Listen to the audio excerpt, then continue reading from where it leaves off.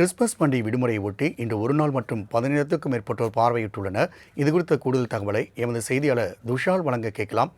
வணக்கம் துஷால். பொதுவாக வண்டலூர் ஜூவிற்கு அதிகப்படியாக சுற்றுலா பயணிகள் வருவர். இந்நிலையில் இன்று விடுமுறையின் எதிரொலியாக அங்கு கூட்ட நெரிசல் ஏற்பட்டதை பார்க்க முடிகிறது. அங்கு இருக்கக்கூடிய நிலவரங்களை பதிவு செய்யலாம்.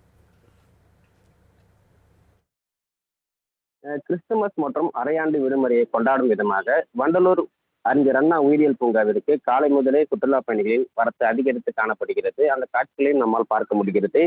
குறிப்பாக சென்னை வண்டலூர் அருகே அமைந்துள்ள வண்டலூர் அறிஞர் அண்ணா உயிரியல் பூங்காவில் சுமார் 180 வகையான 2500க்கும் மேற்பட்ட வனவிலங்குகள் பாதுகாக்கப்பட்டு வருகிறது.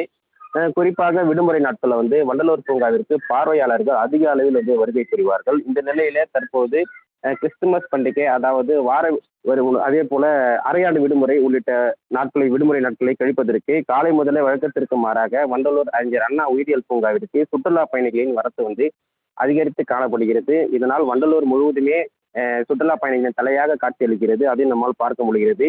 அவர்களின் தேவைக்காக கூடுதலாக கழிப்பறைகள், ஆங்காங்கே தண்ணீர் தொட்டி உள்ளிட்டவையும் அமைக்கப்பட்டுள்ளது.